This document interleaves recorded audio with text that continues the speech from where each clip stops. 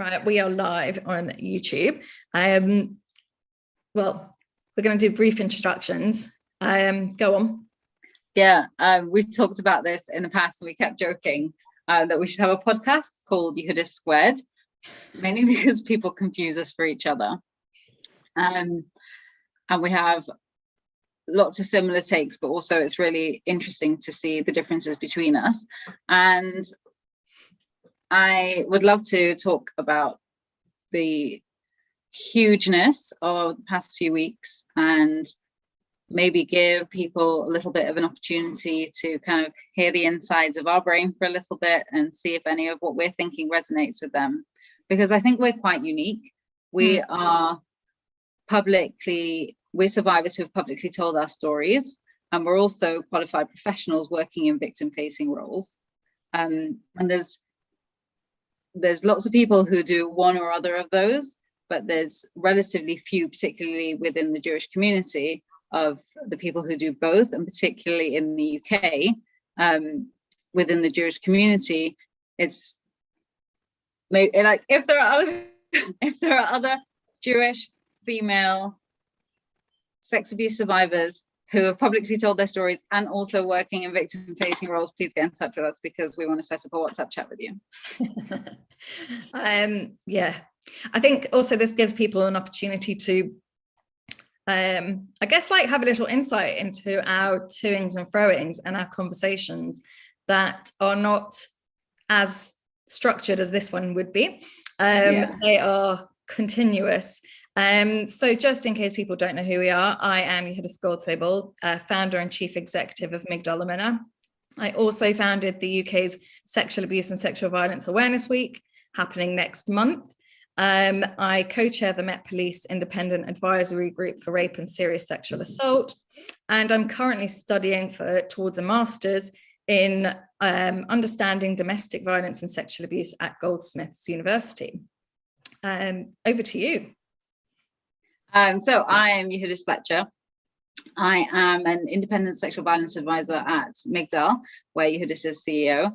And I also co-founded Nachamu, which is a think tank addressing, we say extremism, but that might be better understood as culturally specific harms in the Jewish community. I co-authored a paper on forced marriage in the Orthodox Jewish community, and I am studying social policy at Salford University, and I sit on Greater Manchester's Violence Against Women and Girls Strategy Board.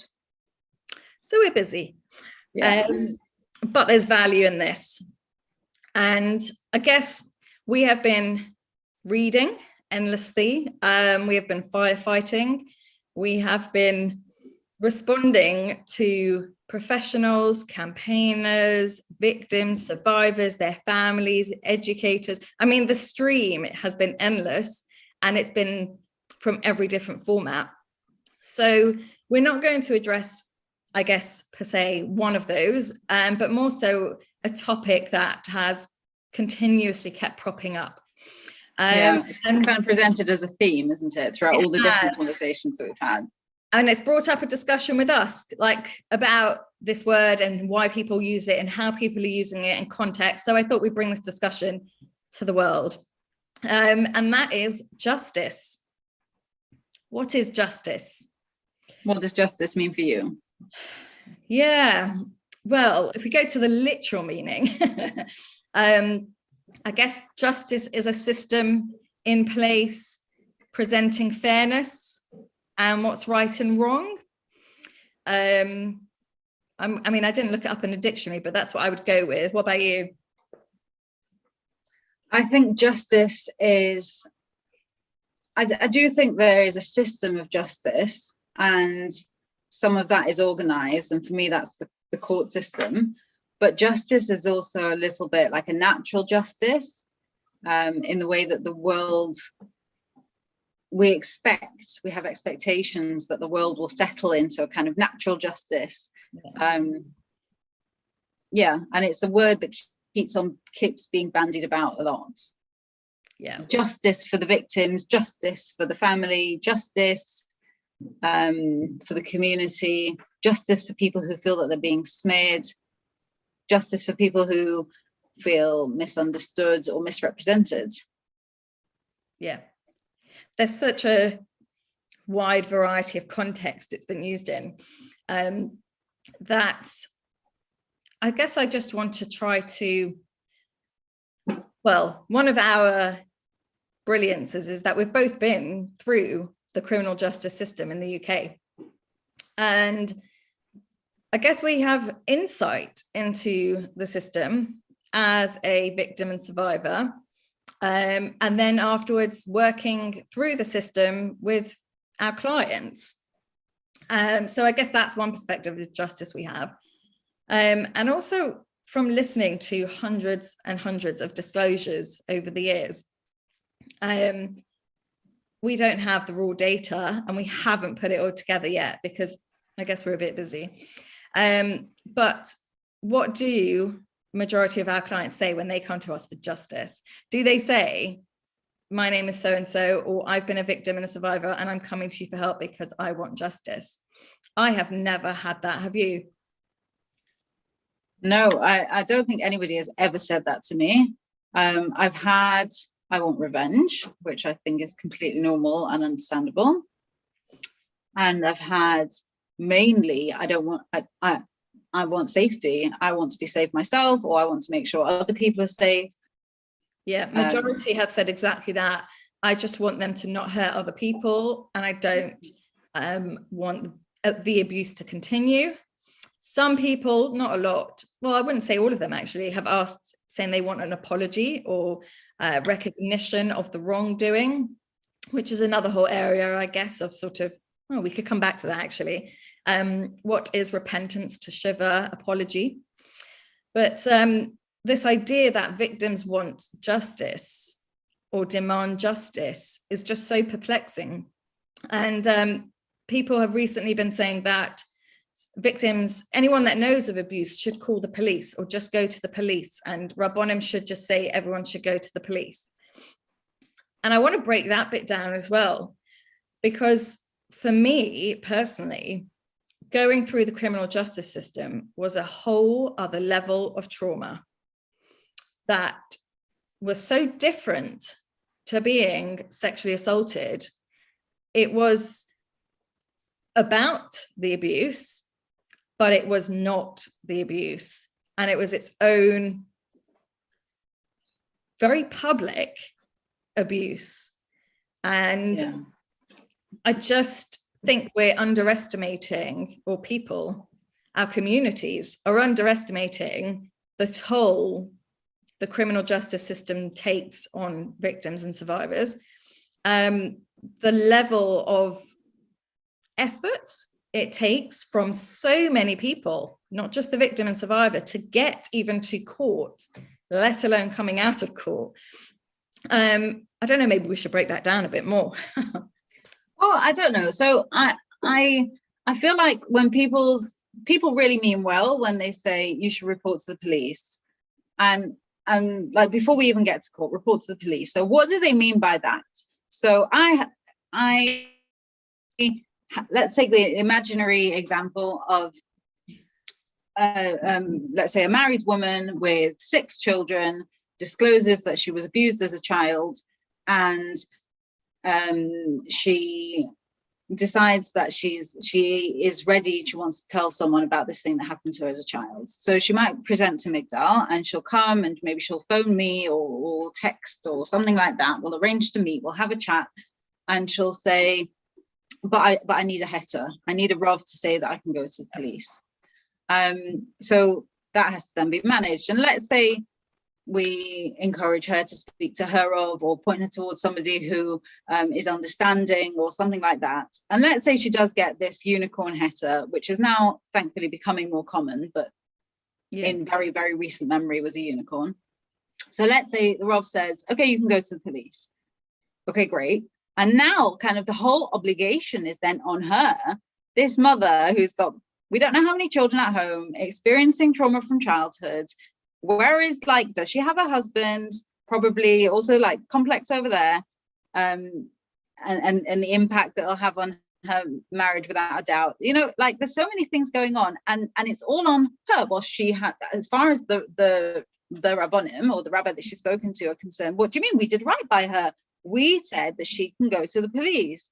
But the reality is, yes, you said that she can, but what are you actually going to do for her to enable her to go to the police, right? So are you, as an individual Rov, or as a community structure, let's say a Beth Din, whether it's London Beth Din or the Federation, which is led by Rabbi Zimmerman, who has publicly told people that they can report abuse to the police, and who gave evidence at the trial against my abuser. How is that going to be facilitated? Like, it feels to me like all the expectation is on the victim to fix things. It's words from the comfort of our couch, or our, you know. Yeah, exactly. And I can say you should do this, this, and this, but will I be the same person who pulls out my sleeves and shows up at your house and says, I will help you practically while you navigate this new trauma with your children, with your household, with your income? Are you able to work while going through this trauma? Or when the courts or police call you up for a statement at the last minute and you've got to pick up your children from school. Yeah. And I see like this, people want so much credit. Like, well, what do you mean? We told victims to go to the police. I'm sorry, I'm not applauding. I'm just not. I finished applauding. At one point, I can tell you, I did find it. I was in that emotional place that I was like, wow, the Rabbanim said we should go to the police. Sorry, the train has left the station. At this point, my expectations are higher than that. If a community wants to be a safe community for children, young people, and vulnerable people, they have to facilitate justice together.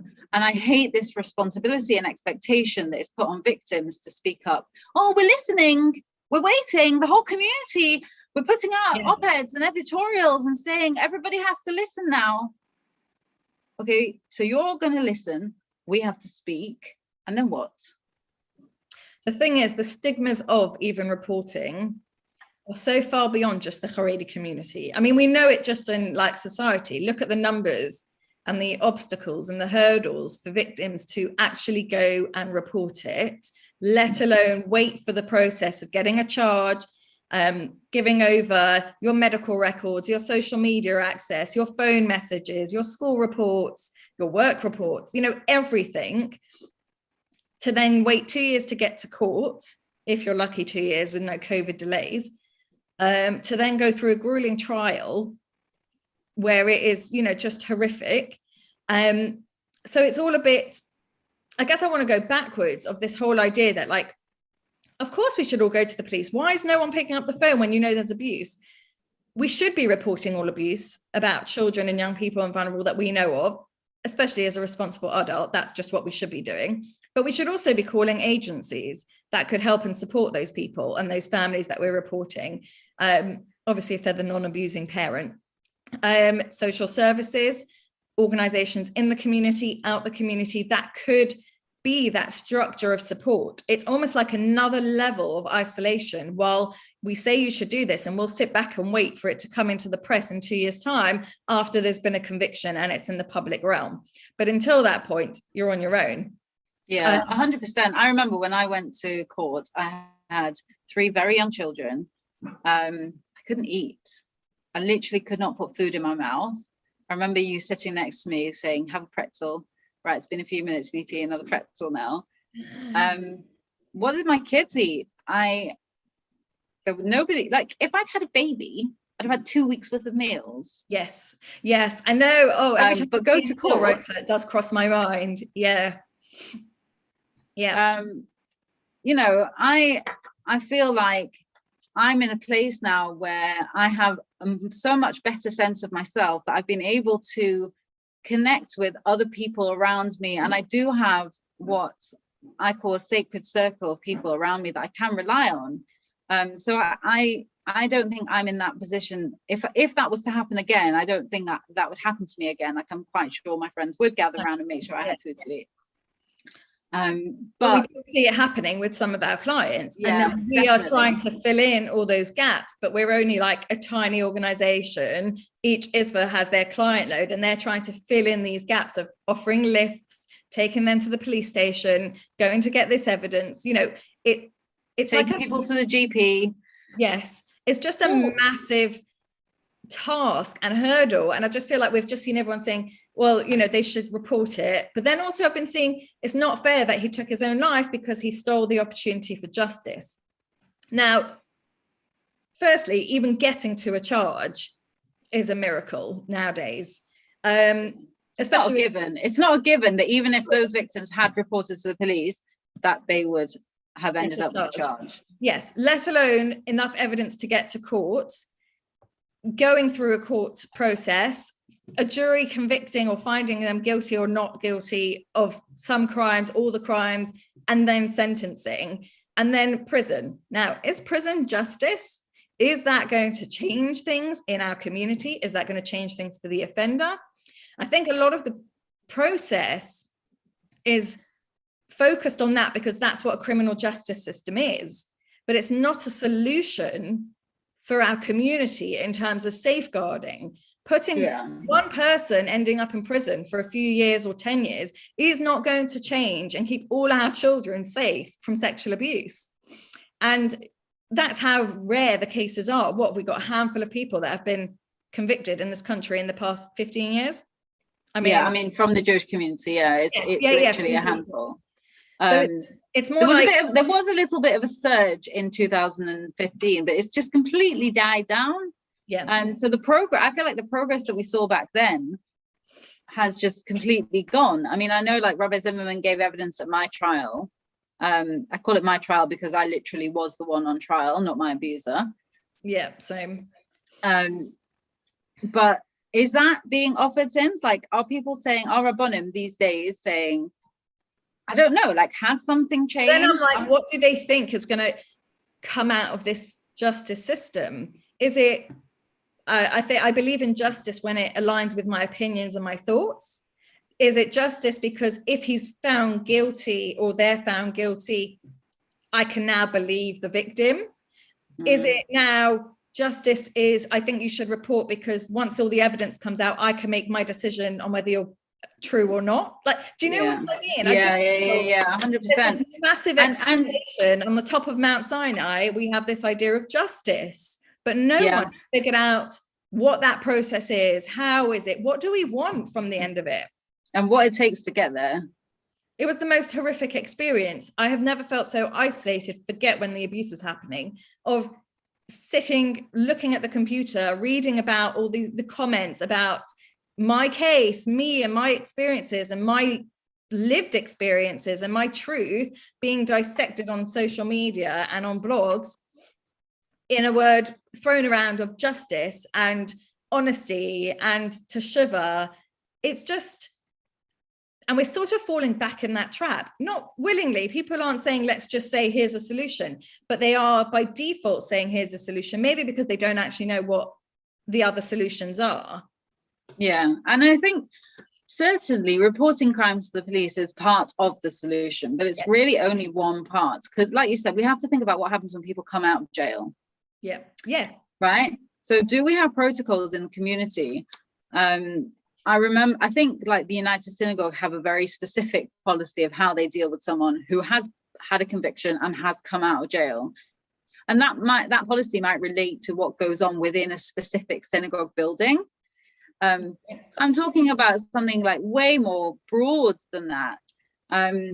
You know, like Mendy Levy's Technos Sefer Torah. Yes.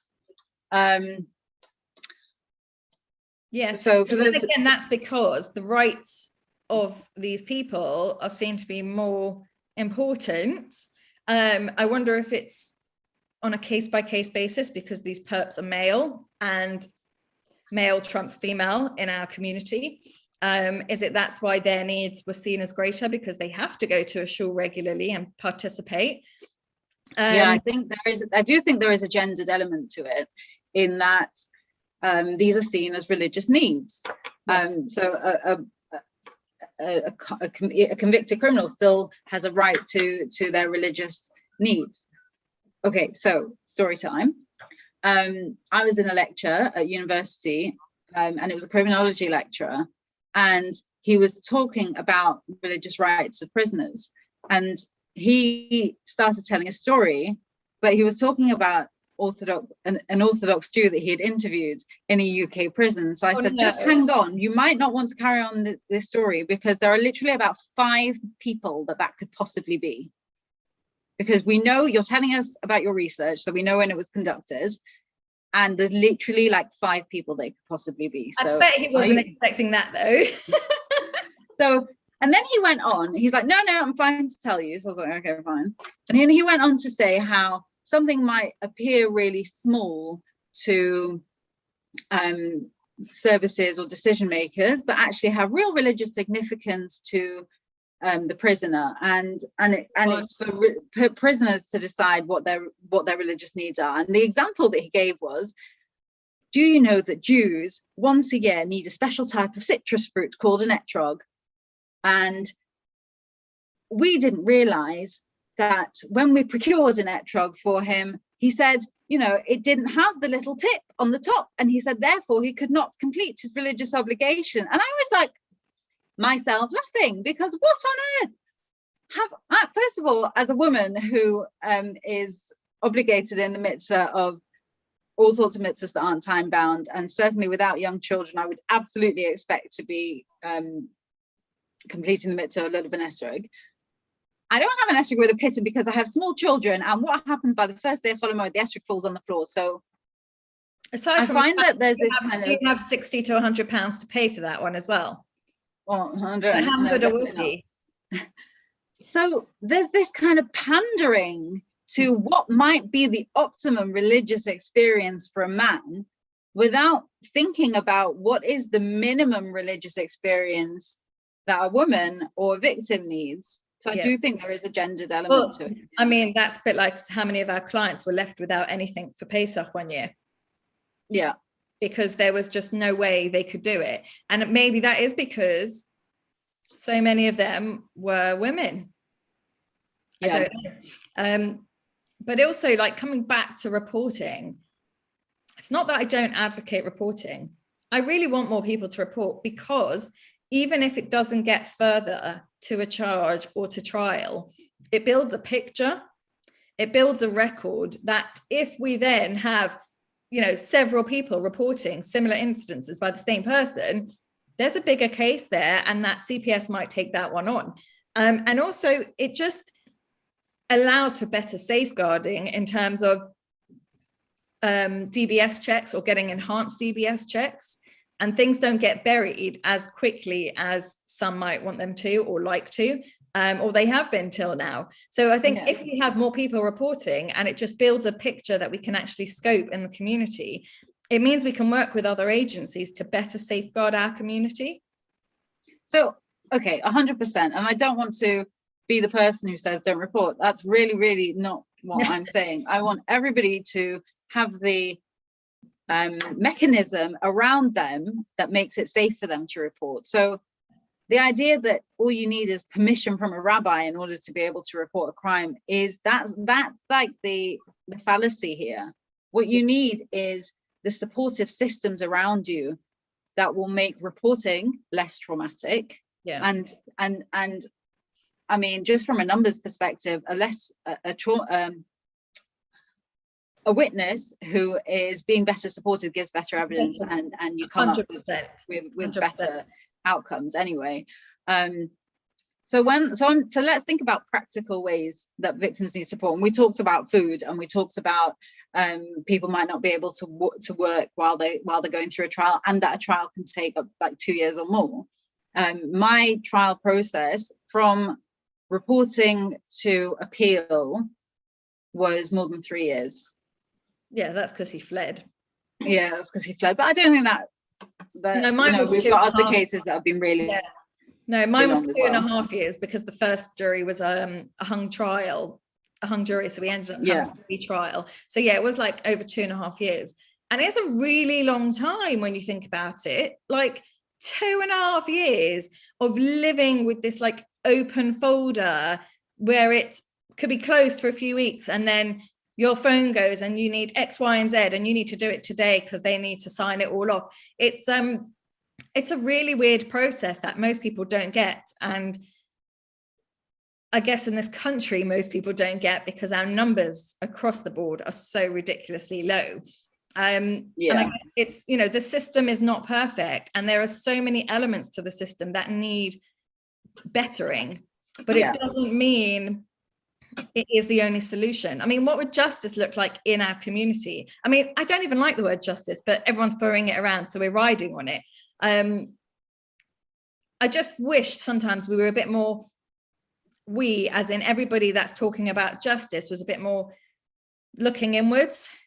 Yeah. So for me, justice would be that if a victim or survivor disclosed to their rabbi that they'd been abused, or to anyone in a leadership position or in a statutory role, that the people around them were all given the support to give evidence, so that we would take away the barriers to reporting. That's what it's about. Or whoever heard that disclosure says, I will come with you to make your report. Absolutely. So, and there's the physical going to the station that first time, but then there's also, I cannot tell you how many people will say, absolutely, you did the right thing by reporting. Okay, but do you remember we had that conversation 3 years ago when I disclosed to you and then you phoned him up? Are you going to give evidence that you phoned him up and he admitted it to you on the phone? Absolutely not. They're not going to put themselves in any position of precarity whatsoever. They won't take on any of the victim's actual burden. They like sitting comfortably behind the nice big desk. Exactly. And they're talking down to the on their sofas and behind their phones, you know, putting out these like really motivating tweets or new blogs with I've got the solution, everyone should report it. But tachlis, hello, get off the couch, put your coat on and go and help somebody to do it.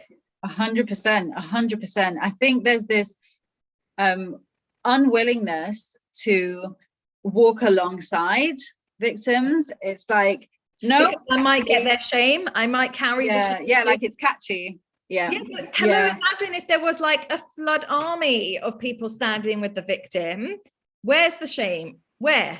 Like, absolutely. Like, I'm just imagining the different courtrooms that I've seen, and I'm remembering the courtroom that I gave evidence in. And on one side, because the courtroom's always divided, and people for the defense sit in one part, and people for the police and the victim's family, whatever, sit somewhere else. And there was this, on one side, there was like this sea of black and white, like black trousers, white shirts, people giving support to him. And on my side, my parents didn't come. 2 of my brothers came for a little bit. One of my sisters-in-law for a little bit. And there were like consequences to that. Even that support was, well, we came then, so now you need to hold back on saying this because we supported you to do that, right? So there's still, for me personally, there was still that kind of negotiation. It wasn't unconditional. It was not unconditional at all. No, and for most of the trial, it was literally just the investigating officer sitting there. Yes, with me. I know every seat in the public gallery for both my trials was filled in black and white, and a few journalists. Yeah. But imagine if there was, you know, I come back to the meal rota, a rota of support. I'm not expecting everyone to say I could sit for 2 weeks or 3 weeks in court with you, because it's not realistic. I know the burden.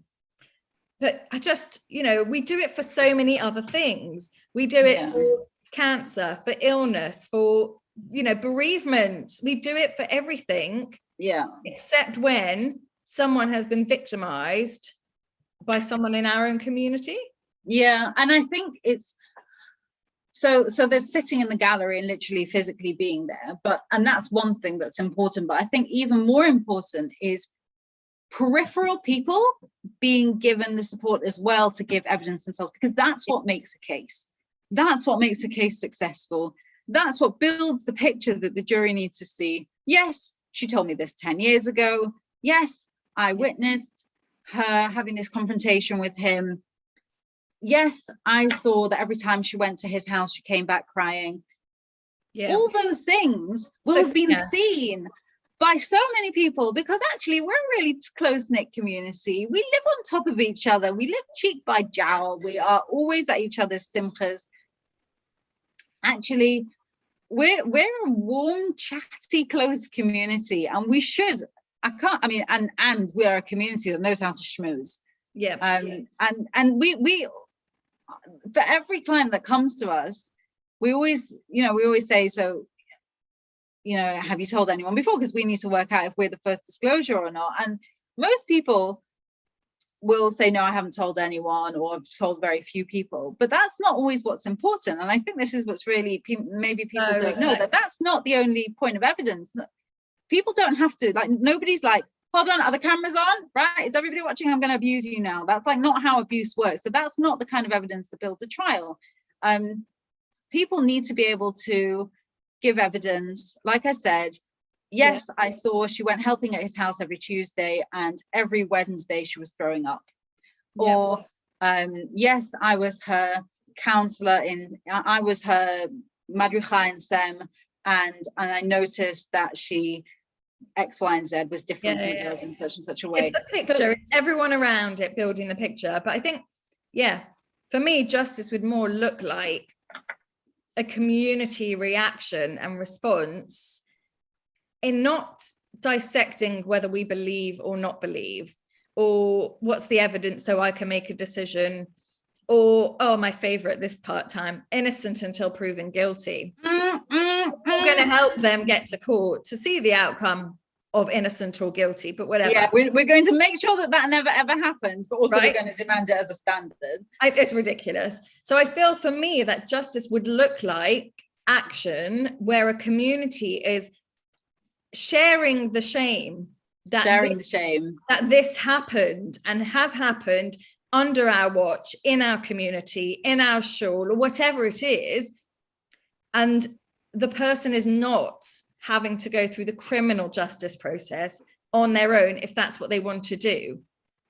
It's not that we should expect it, that, well, we can't do anything more until you all report it. Yeah, absolutely, because that just puts the burden on victims. Again. And I think if we want to know what justice looks like, it's lifting the burden from victims, not increasing it. Exactly. I mean, because the burden of surviving all of that was not enough. It's now, well, can you go and do this other trauma? Yeah, make the community safe for us, because we're so scared because you disclosed this, and now our little cognitive dissonance has been interrupted. So I have to do something now. I really hope people don't think that makes the community safe, because I feel like they're all just continuing this way of like, well, you're existing and you're doing it. So it's like, you survived to live the trauma, you survived through the criminal justice process that you needed to do for us to feel safer. And now can you fix our community on your own? Yeah. But actually, no, the community needs to be part of this justice process they keep talking 100%, about. 100%. I think that's a really nice framing. Spreading the burden of making the community safer has to be spread much further than anybody really thinks. The culture in the community has to change, and I can't change anyone else's culture besides my own. All I can do is project outwards from myself, and some people will have more influence and some people will have less. So maybe some people can influence their family, maybe some people can also influence their friends. So what we need is these lots and lots of little lights shining outwards, and that's how culture changes, and that's how our community becomes safer. I think that was the most powerful post I saw, and actually maybe I should link that into justice, because we've been seeing so many posts of people saying what we should all be doing. And there was a post where someone wrote, "This is what I did when I heard someone try to shut down the conversation due to Lashon Hara." That is action, that is justice. It's 100%. Necessarily for this perp's victims, but it's justice for any victims that heard you speak up like that. It's justice for any child or children that could be harmed, that, their parents or the responsible adults around them heard that. So I think 100%. We need to reframe this justice, and every single person in the community. Yes. Every single person has a role that they can take in bringing justice. I'm so going to end it on that note, because also we've got to go run and do some work. Thank you. That was Yehudis Squared. Bye.